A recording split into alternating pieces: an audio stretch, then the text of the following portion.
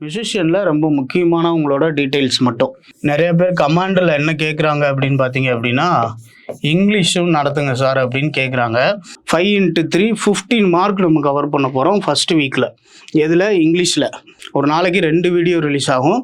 எல்லாரும் அந்த வீடியோவை கண்டிப்பாக பார்க்குறதோட நிப்பாட்டாமல் நோட்ஸ் எடுத்து படிச்சிருங்க. எஸ்எஸ்சி படிக்கும் மாணவர்கள் அனைவருக்கும் வணக்கம். இன்றைக்கி என்ன பார்க்க போகிறோம் அப்படின்னு பார்த்தீங்க அப்படின்னா, ஆல்ரெடி நம்ம பார்த்த மாதிரி மியூசிஷியனில் ரொம்ப முக்கியமான உங்களோட டீட்டெயில்ஸ் மட்டும். சரிங்களா? இது வந்து ரிப்பீட்டடாக கேட்டுக்கிட்டே இருக்கிறவங்க, இவங்கள பற்றி மட்டும்தான் பார்க்க போகிறோம். சரியா? யாரெல்லாம் இருக்கா அப்படின்னு பார்த்தீங்க அப்படின்னா, ஃபஸ்ட்டு வந்து பார்த்தீங்க அப்படின்னா அல்லா ரஹா கான். இவர் யார் அப்படின்னு பார்த்தீங்கன்னா, தபேலா பிளேயர். நல்லா உங்களுக்கு தெரிஞ்ச ஒரு ஜாகிர் ஹுசைன் இருக்கார் பார்த்தீங்களா, இவரோட அப்பா தான் யார் அப்படின்னு பார்த்தீங்க அப்படின்னா அல்லா ரஹா கான். இவர் வந்து பார்த்தீங்க அப்படின்னா என்னெல்லாம் வந்து அவார்டு வாங்கியிருக்காரு அப்படின்னு பார்த்தீங்கன்னா, பத்மஸ்ரீ. எப்போ அப்படின்னு பார்த்தீங்க அப்படின்னா 1977. சரியா? அல்லா ALL 2 எல்லு வருதா, 77 ஞாபகம் வச்சுக்கோங்க. இயரை விட என்ன அவார்டுன்னு கேட்பாங்க. பத்மஸ்ரீ அவார்டு வாங்கியிருக்காரு. அதுக்கப்புறம் வந்து பார்த்தீங்க அப்படின்னா சங்கீத் நாடக் அகாடமி அவார்டு. சரியா? அதுவும் 1982 வாங்கியிருக்காரு. இவரோட பர்த்டே 29th ஏப்ரல் 2024 அன்னைக்கு பார்த்தீங்க அப்படின்னா கூகுள் டூகுளில் இவரோட ஃபேஸ் வந்துச்சு. சரிங்களா? கூகுள் டூகுள்ன்றது என்ன அப்படின்னு பார்த்தீங்க அப்படின்னா, இப்போ நீங்கள் சர்ச் பண்ணுறப்ப வந்து பார்த்தீங்க அப்படின்னா சர்ச் இன்ஜினில் கூகுள் அடிச்சோடனே வந்து பார்த்தீங்க அப்படின்னா அந்த கூகுள் அப்படின்னு வர்றதுல வந்து சில பிக்சர்ஸ்லாம் காட்டுவாங்க பார்த்தீங்களா, அதுதான் கூகுள் டூகுள். அதில் வந்து பார்த்தீங்க அப்படின்னா அல்லா ரஹா கானோட பிக்சர் வந்துச்சு. இப்போ மெயினாக இவருக்கு 2 அவார்டு. ஒன்று வந்து பார்த்தீங்க அப்படின்னா பத்மஸ்ரீ. சரிங்களா? அல்லா ரஹா கான் இவரோட அவார்டு 2. ஒன்று பத்மஸ்ரீ, 2 எல்லு வர்றதுனால நம்ம என்ன வச்சுக்கிறோம் அப்படின்னு பார்த்தீங்க அப்படின்னா 1977 பத்மஸ்ரீ அவார்டு வாங்கியிருக்காரு. அதுக்கப்புறம் சங்கீத் நாடக் அகாடமி அவார்டு 1982 வாங்கியிருக்காரு. சரிங்களா? சரி, அடுத்தது 2வதாக வந்து பார்த்தீங்க அப்படின்னா உஸ்தாத் ஜாகிர் ஹுசைன். சரிங்களா? இவரும் ஒரு தபேலா பிளேயர். இவருக்கும் என்ன வாங்கியிருக்காரு அப்படின்னா பத்மஸ்ரீ. அப்பா வந்து 77, இவர் வந்து 88 வாங்கியிருக்காரு. சரிங்களா? 2 எஸ் ஜாகிர் ஹுசைன். இது பார்த்தீங்க அப்படின்னா எஸ் போடுறதே நம்ம 88, அவருக்கு எள்ளு போடுறது அது 7ன்னு ஞாபகம் வச்சுக்கோங்க. சரிங்களா? அல்லா ரஹா கான் 1977, ஜாகிர் ஹுசைன் வந்து பார்த்தீங்க அப்படின்னா 88 பத்மஸ்ரீ அவார்டு வாங்கியிருக்காரு. இதில் ஒரு முக்கியமான விஷயம், யங்கஸ்ட் ரிசிப்டன்ட் ஆஃப் பத்மஸ்ரீ யார் அப்படின்னு பார்த்தீங்க அப்படின்னா ஜாகிர் ஹுசைன். அதுக்கப்புறம் பத்மா அவார்ட்ஸ் 3மே வாங்கியிருக்காரு. பத்ம பூஷன் வாங்கியிருக்காரு, பத்ம விபூஷன் வாங்கியிருக்காரு. 2023 பத்ம விபூஷன் வாங்கியிருக்காரு லேட்டஸ்ட்டாக. சரிங்களா? அடுத்தது அப்பா வாங்கின மாதிரியே இவரும் சங்கீத நாடக் அகாடமி அவார்டு வாங்கியிருக்காரு. அடுத்து இவருடைய புக்ஸ் 2 புக்கு, முக்கியமான புக்கு. சரிங்களா? சாரி, ஒரு புக்கு. என்ன புக்கு அப்படின்னு பார்த்தீங்கன்னா எ லைஃப் இன் மியூசிக். சரியா? A life in music. Zakir Hussain எழுதுனது எ லைஃப் இன் மியூசிக். ஞாபகம் வச்சுக்கோங்க. இப்போ இவருக்கு மெயினாக ஞாபகம் வச்சுக்க வேண்டியது என்ன அப்படின்னா யங்கஸ்ட் ரிசிப்டன்ட் ஆஃப் பத்மஸ்ரீ அவார்டு. சரியா? கொஞ்சம் வயசுலேயே வந்து பத்மஸ்ரீ அவார்டு வாங்கினது யார் அப்படின்னு பார்த்தீங்கன்னா ஜாகிர் ஹுசைன். இயர் வந்து 88. அடுத்து பத்ம பூஷன் வாங்கியிருக்காரு, பத்ம விபூஷன் வாங்கியிருக்காரு. லேட்டஸ்ட்டாக வாங்கினது பத்ம விபூஷன். சரிங்களா? பத்ம விபூஷன். புக்கு பேர் வந்து பார்த்தீங்க அப்படின்னா எ லைஃப் இன் மியூசிக். சரியா? A life in music. சரி, அடுத்தது பண்டிட் ரவிசங்கர். காளிதாஸ் சம்மன் அவார்டு வாங்கியிருக்காரு. மத்திய பிரதேஷ் கவர்மெண்ட் கொடுத்தது. எப்போ அப்படின்னா 87, 88. சரியா? காளிதாஸ் சம்மன் அவார்டு. அதுக்கப்புறம் வந்து பார்த்தீங்க அப்படின்னா சங்கீத் நாடக அகாடமி அவார்டு இவரும் வாங்கியிருக்காரு 1962. 3 அவார்டுமே இவர் வாங்கியிருக்காரு. பத்ம பூஷன், பத்ம விபூஷன். அதுக்கப்புறம் வந்து பார்த்தீங்க அப்படின்னா பாரத் ரத்னா வாங்கியிருக்காங்க. ஹையஸ்ட் சிவிலியன் அவார்டான பாரத் ரத்னா 1999. சரியா? 1999 பண்டிட் ரவிசங்கர். சரி, இதுக்கப்புறம் நிறைய வாங்கியிருக்காரு. ராமன் மகசேசே அவார்டு 1992 வாங்கியிருக்காரு. அதுக்கப்புறம் 5 கிராமி அவார்டு வின்னர் யார் அப்படின்னா பண்டிட் ரவிசங்கர். சரியா, 5 தடவை வந்து பார்த்தீங்க அப்படின்னா கிராமி அவார்டு வாங்கியிருக்காரு. சரியா, எப்போல்லாம் அப்படின்னா 67, 73, 2002, 2013. அதுக்கப்புறம் வந்து பார்த்தீங்க அப்படின்னா 55th ஆனுவல் கிராமி அவார்டில் வந்து பார்த்தீங்க அப்படின்னா லைஃப் டைம் அச்சீவ்மெண்ட் அவார்டு வாங்கியிருக்காரு. சரிங்களா, அப்போ கொஸ்டின் எப்படி கேட்பாங்க அப்படின்னா 5 முறை கிராமி விருது வென்றவர் யார் அப்படின்னு கேட்பாங்க. பண்டிட் ரவிசங்கர்.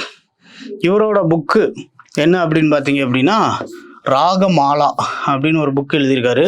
அடுத்து இவரோட ஆட்டோபயோகிராஃபி புக்கு பேர் மை மியூசிக் மை லைஃப். சரிங்களா, my music my life, 2 confuse ஆகும்.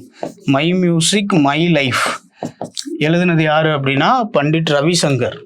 அதே மாதிரி ஜாகிர் ஹுசேன் எழுதுனது அப்படின்னா ஏ லைஃப் இன் மியூசிக். சரியா, a life in music Zakir Hussain. Z கடைசியாக முடிகிறது அல்ஃபபெட்டில், அடுத்து ஆரம்பிக்கிறது ஏ லைஃப் இன் மியூசிக். சரிங்களா, இவர் வந்து பார்த்தீங்க அப்படின்னா மை மியூசிக் மை லைஃப். சரியா, a music in life Zakir Hussain, my music my life வந்து பார்த்தீங்க அப்படின்னா பண்டிட் ரவிசங்கர். அதுதான் அவரோட ஆட்டோபயோகிராஃபி. சரிங்களா, சுயசரிதை. அடுத்து பிஸ்மில்லா கான். இவருக்கு ஒரு சிறப்பான விஷயம் என்ன அப்படின்னு பார்த்தீங்க அப்படின்னா நம்ம சுதந்திரம் அடைஞ்சப்போ 15th ஆகஸ்ட் 1947. சரிங்களா, அன்னைக்கு டெல்லியில் இருக்கக்கூடிய ரெட் ஃபோர்ட்டில் பிரைம் மினிஸ்டர் பண்டிட் ஜவஹர்லால் நேரு இவரை செனாய் இசைக்கருவி வாசிக்கிறதுக்கு கூப்பிட்டுருக்காரு. சரிங்களா, இவரும் போய் வாசிச்சிருக்காரு. இப்போ பிஸ்மில்லா கான் வந்து பார்த்தீங்க அப்படின்னா 1947 ஆகஸ்ட் 15 நடந்த சுதந்திர தின விழாவில் செனாய் இசைக்கருவியை வாசித்தவர் யார் அப்படின்னு பார்த்தீங்க அப்படின்னா பிஸ்மில்லா கான். சரியா, அடுத்து இவரோட அவார்டுன்னு எடுத்துக்கிட்டிங்க அப்படின்னா தான்சன் அவார்டு பை கவர்மெண்ட் ஆஃப் மத்திய பிரதேஷ். தான்சன் விருது வாங்கியிருக்காரு. தான்சன் வந்து ஒரு ஃபேமஸ் மியூசிஷியன், உங்களுக்கு தெரியும், அக்பரோட கோர்ட்டில் இருந்தவர். இவரோடது வந்து பார்த்தீங்க அப்படின்னா ருத்ர வீணா வாசிக்கிறவர் தான் யார் அப்படின்னு பார்த்தீங்க அப்படின்னா தான்சன். சரியா, ஃபேமஸ் மியூசிஷியன். வீணா எல்லா வீணையுமே வாசிப்பார், எஸ்பெஷலி ருத்ர வீணா. சரிங்களா, அடுத்தது பிஸ்மில்லா கான் வாங்கின அவார்டு, இவரும் சங்கீத் நாடக் அகாடமி அவார்டு வாங்கியிருக்காரு. பத்மஸ்ரீ, பத்மபூஷன், பத்ம விபூஷன் 3மே வாங்கியிருக்காரு. ரொம்ப முக்கியம், வெளிநாட்டு விருதான ரிப்பப்ளிக் ஆஃப் ஈரான் கொடுத்த விருது தாகர் மாஸ்கியூ அப்படின்ற விருது வாங்கியிருக்காரு. சரிங்களா, தாகர் மாஸ்கியூ அப்படின்ற விருது ஈரான் கொடுத்தது, அந்த விருது வாங்கியிருக்காரு. அப்புறம் பாரத் ரத்னாவும் வாங்கியிருக்காங்க. அதுக்கப்புறம் நம்மளோட இந்தியன் போஸ்ட், சரிங்களா, தபால் துறை என்ன பண்ணியிருக்கு அப்படின்னு பார்த்தீங்க அப்படின்னா ஸ்டாம்ப் வெளியிட்டிருக்காங்க. 500 ரூபா ஸ்டாம்ப்பு 21 ஆகஸ்ட் 2008 யாரோட பேரில் வெளியிட்டிருக்காங்க அப்படின்னு பார்த்தீங்க அப்படின்னா இந்த பிஸ்மில்லா கான் பேரில் வெளியிட்டிருக்காங்க. சரிங்களா, இப்போ பிஸ்மில்லா கானுக்கு மட்டும்தான் என்ன வெளியிட்டிருக்காங்க அப்படின்னா ஸ்டாம்ப். இதை ஞாபகம் வச்சுக்கோங்க, புரியுதா? சரி, இப்போ பிஸ்மில்லா கானை பொறுத்தளவு வந்து பார்த்தீங்க அப்படின்னா ஃபர்ஸ்ட் பாயிண்ட் என்ன தெரிஞ்சுக்கிறணும் அப்படின்னா 15th ஆகஸ்ட் 1947, சரிங்களா, சுதந்திர தினத்தப்போ போய் செனாய் இசைக்கருவி வாசித்தவர். 2வதா தான்சன் விருது வென்றவர். சரிங்களா, 3வது முக்கியமான பாயிண்ட்டாக எதை ஞாபகம் வச்சுக்கிறணும் அப்படின்னு பார்த்தீங்க அப்படின்னா பிஸ்மில்லா கான் வந்து பார்த்தீங்க அப்படின்னா இவர் கிராமி அவார்டு எதுவுமே வாங்கலை, ஞாபகம் வச்சுக்கோங்க. இவருக்கு கிராமி அவார்டு கிடையாது. தாகர் மாஸ்க் அப்படின்ற ஈரான் கொடுத்த விருது வாங்கியிருக்காரு. அதுக்கப்புறம் ஸ்டாம்ப்பு 500 ரூபா ஸ்டாம்ப்பு வெளியிட்டிருக்காங்க. இப்போ இந்த 3வது பாயிண்ட்டாக ஈரான் கொடுத்த விருது தாகர் மாஸ்கியூ விருது வாங்கியிருக்காரு. அதுக்கப்புறம் வந்து பார்த்தீங்க அப்படின்னா 500 ரூபா 500 rupees ஸ்டாம்ப்பு வெளியிட்டிருக்காங்க. சரிங்களா, இந்த 4 பாயிண்ட்டு முக்கியமான பாயிண்ட்டு யாருக்கு? பிஸ்மில்லா கானுக்கு, ஞாபகம் வச்சுக்கோங்க. சரி, அடுத்தது புத்தாதேவ் தாஸ்குப்தா. இவர் வந்து பார்த்தீங்க அப்படின்னா ஒரு சாரோட் பிளேயர். சரிங்களா, சாரோட் இசைக்கருவி வாசிக்கக்கூடிய ஒரு player. Rarest future Nimbus record the raga guide. சரியா, அதில் பார்ட்டிசிபேட் பண்ணவர் யாருன்னு கேட்பாங்க, புத்தாதேவ் தாஸ்குப்தா. அதுக்கப்புறம் பத்மஸ்ரீ, பத்மபூஷன் 2 வாங்கியிருக்காரு. இவரோட ஆட்டோபயோகிராஃபி புக்கு இது தெரிஞ்சுக்கோங்க, பாமனீர் சந்திரா. சரிங்களா. பாமணீர் சந்திரா, ஆல்சோ கால்ட் அஸ் ஸ்பார்ச விலாஸ். ஸ்பார்ச விலாஸ். சரிங்களா. இவரோட ஆட்டோபயோகிராஃபி புத்தாதேவ் தாஸ்குப்தா, இவரோட ஆட்டோபயோகிராஃபிக்கு பேர் என்ன அப்படின்னா பாமணீர் சந்திரா, அப்படி இல்லை அப்படின்னா ஸ்பார்ச விலாஸ். சரிங்களா, ஞாபகம் வச்சுக்கோங்க. இப்போ இவரை பொறுத்தளவு 3 பாயிண்ட் தான். ஒன்று வந்து பார்த்தீங்க அப்படின்னா இவர் வந்து ஒரு சாரோட் இசைக்கலைஞர். ரெண்டாவது வந்து பார்த்தீங்க அப்படின்னா த ராகா கைடு, இதை ஞாபகம் வச்சுக்கோங்க. அதுக்கப்புறம் இவரோட ஆட்டோபயோகிராஃபி பாமணீர் சந்திரா. சரிங்களா. அடுத்தது பாலக்காட் ஆர் ரகு.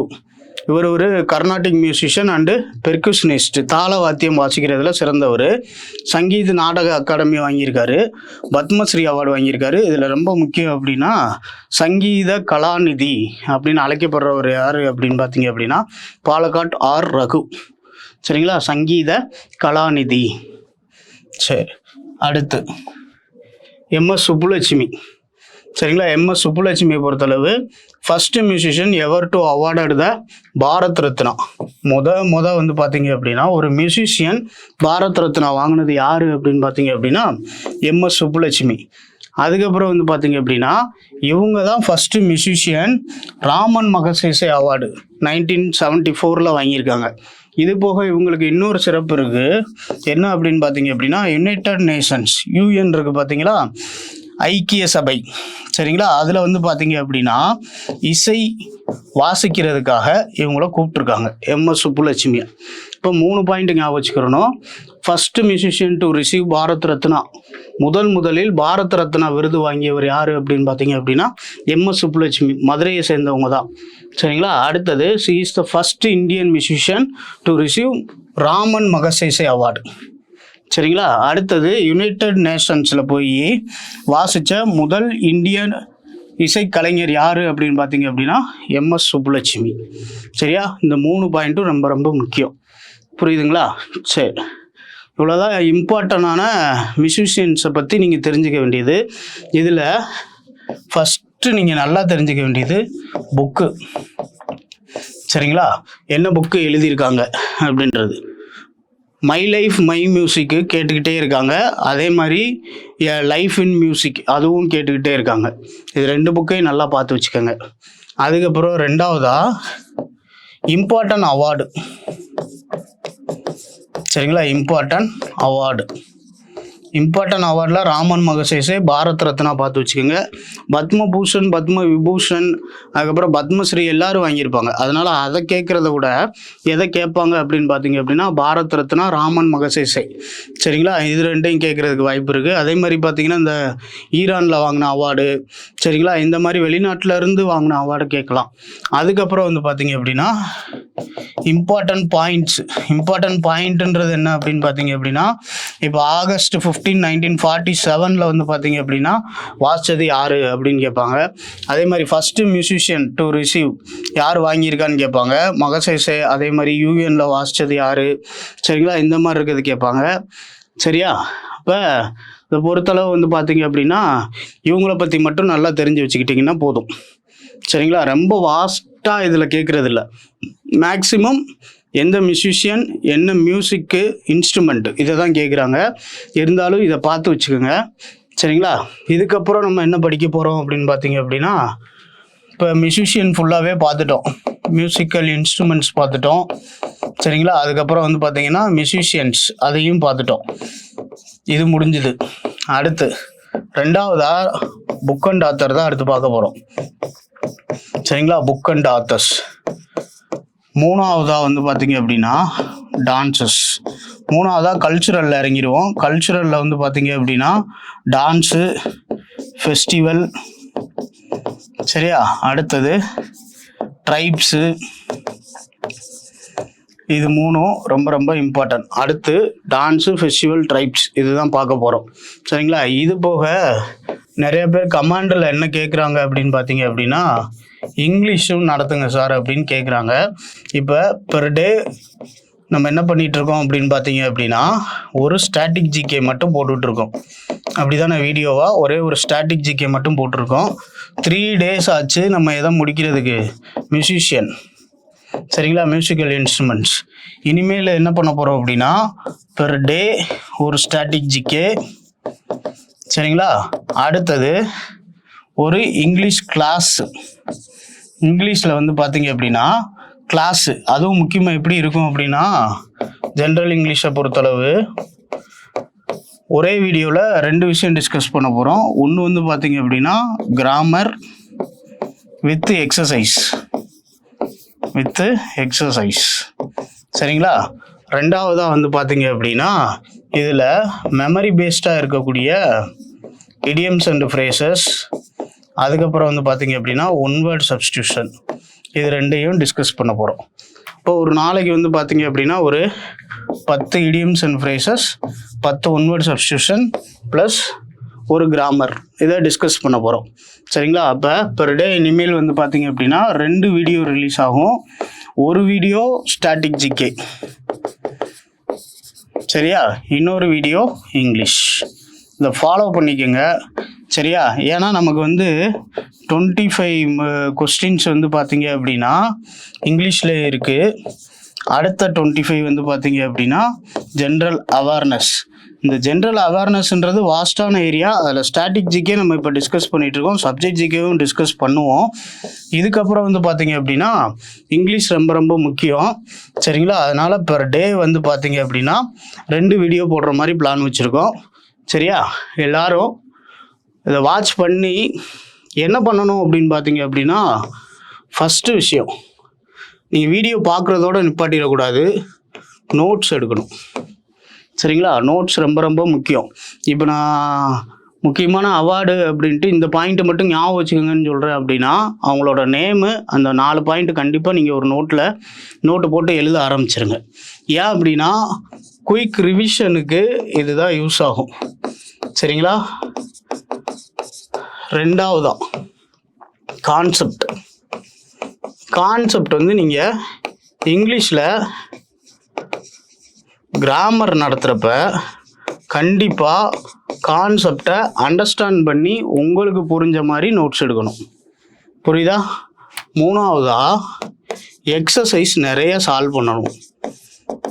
அது போக பிஒய்க்கு ப்ரீவியஸ் இயர் கொஸ்டினையும் நீங்கள் சால்வ் பண்ணி பார்க்கணும். இந்த 4ஐயும் கண்டினியூஸாக செஞ்சீங்க அப்படின்னா கண்டிப்பாக எஸ்எஸ்சி எம்டிஎஸில் நீங்கள் எதிர்பார்த்ததோட அதிக ஸ்கோர் வரும். இப்போ இங்கிலீஷில் வந்து பார்த்தீங்க அப்படின்னா நம்ம ஃபுல் மார்க் எடுக்கிறத டார்கெட் வச்சுக்குவோம். ஏன் அப்படின்னு பார்த்தீங்க அப்படின்னா நமக்கு வந்து பார்த்தீங்க அப்படின்னா இப்போ இந்த ஆகஸ்ட் ஃபுல்லாக இருக்குது. சரிங்களா, இந்த ஆகஸ்ட்டு ஃபுல்லாக இருக்குது. இப்போ ஆகஸ்ட்டில் வந்து பார்த்தீங்க அப்படின்னா இந்த 4 வீக்ஸில் ஒவ்வொரு 7 டேஸில் நம்ம ஃபஸ்ட்டு வீக்கு, சரிங்களா, வாரம் வந்து பார்த்தீங்க அப்படின்னா இங்கிலீஷில் கிராமர் தியரிட்டிக்கலாக கவர் பண்ண போகிறோம். அதுக்கப்புறம் வந்து பார்த்தீங்க அப்படின்னா ப்ராக்டிஸ் பண்ண போகிறோம். அப்போ இந்த ஃபஸ்ட்டு வீக்கில் வந்து பார்த்தீங்க அப்படின்னா உங்களுக்கு ஃபஸ்ட்டு பார்ட்ஸ் ஆஃப் ஸ்பீச் இதை கவர் பண்ணுவோம். ஏன்னா எரர் எடுக்கிறதுக்கும் சென்டென்ஸ் இம்ப்ரூவ்மெண்ட்டுக்கும் ரொம்ப முக்கியம் இது. ரெண்டாவதா சப்ஜெக்ட் வெர்ப் அக்ரிமெண்ட். சரிங்களா, அதுக்கப்புறம் golden rules to take error and sentence improvement. இந்த கோல்டன் ரூல் படித்தீங்க அப்படின்னா ஃபில்லப்ஸ் அதுவும் நம்ம போட்டுடலாம். சரிங்களா, அப்போ இந்த 3 டாப்பிக்கை மட்டும் ஃபஸ்ட் வீக்கில் நம்ம கவர் பண்ண போகிறோம். சரிங்களா, இதை கவர் பண்ணாலே நீங்கள் என்னெல்லாம் எடுத்துடலாம் அப்படின்னு பார்த்தீங்க அப்படின்னா ஸ்பாட் த எரர். சரியா, ரெண்டாவதா சென்டென்ஸ் இம்ப்ரூவ்மெண்ட். எரர் வந்து பார்த்தீங்க அப்படின்னா மினிமம் 2 கொஸ்டின் கேட்குறாங்க, சென்டென்ஸ் இம்ப்ரூவ்மெண்ட்டில் 2 கொஸ்டின் கேட்குறாங்க. அப்புறம் ஃபில்லப்ஸில் ஒரு கொஸ்டின் ஒக்காபுலரி பேஸ்ட் இருக்கும், மீதி இருக்கிற 1 or 2 கொஸ்டின்ஸ் வந்து பார்த்தீங்க அப்படின்னா கிராமர் தான். சரிங்களா, எய்தர் ப்ரிப்போசிஷனாக இருக்கலாம், ஆர்டிகிள்ஸாக இருக்கலாம், சரிங்களா? இது எல்லாத்தையுமே நம்ம இங்கே படிக்கிறப்பயே என்ன பண்ண போகிறோம் அப்படின்னா கவர் பண்ண போகிறோம். அப்போ இதில் 2 இதில் 2 இதில் 1 மார்க் வச்சாலும் ஃபஸ்ட்டு வீக்கில் நம்ம இங்கிலீஷில் 5 மார்க் கவர் பண்ண போகிறோம். 5 கொஸ்டின் கவர் பண்ண போகிறோம். 5 மார்க் கிடையாது, 5 கொஸ்டின் கவர் பண்ண போகிறோம். ஒவ்வொரு கொஸ்டினுக்கும் உங்களுக்கு 3 மார்க்கு. சரிங்களா? அப்போ 5 × 3 15 மார்க் நம்ம கவர் பண்ண போகிறோம் ஃபஸ்ட்டு வீக்கில். எதில்? இங்கிலீஷில். ஸ்டாட்டிக் ஜிகே போகிறப்போ வந்து பார்த்தீங்க அப்படின்னா ஒரு நாளைக்கு ஒரு வீடியோ. இப்போ நான் அடுத்த வீடியோ புக் அண்ட் ஆத்தர்ஸ். அப்போ இந்த புக் அண்ட் ஆத்தர்ஸில் என்ன கொஸ்டின் கேட்டாலும் நம்ம போடுறதுக்கு ரெடி ஆகிக்கணும். புக் அண்ட் ஆத்தர்ஸ் உங்களுக்கு வந்து பார்த்தீங்கன்னா 2 டைப்பாக நடத்துவேன். ஒன்று வந்து பார்த்தீங்க அப்படின்னா ஹிஸ்டாரிக்கல் புக்கு யார் எழுதுனா, 2வது கரண்ட் ஈவெண்ட்ஸில் இருக்கக்கூடிய புக்ஸ் யார் எழுதுனா. சரிங்களா? அப்போ இது 2த்தையும் நம்ம படிச்சிட்டோம் அப்படின்னா புக் அண்ட் ஆத்தரில் என்ன கொஸ்டின் கேட்டாலும் போட்டுடலாம். சரிங்களா? பேரலாக இங்கிலீஷ். அப்போ இனிமேல் வந்து பார்த்தீங்க அப்படின்னா ஒரு நாளைக்கு 2 வீடியோ ரிலீஸ் ஆகும். எல்லாரும் அந்த வீடியோவை கண்டிப்பாக பார்க்குறதோட நிப்பாட்டாமல் நோட்ஸ் எடுத்து படிச்சிருங்க. முடிஞ்ச அளவு உங்களுக்கு பிடிஎஃப்பை வந்து பார்த்தீங்க அப்படின்னா டிஸ்கிரிப்ஷனில் லிங்க்கை கொடுக்க சொல்கிறேன். சரிங்களா? தேங்க்யூ.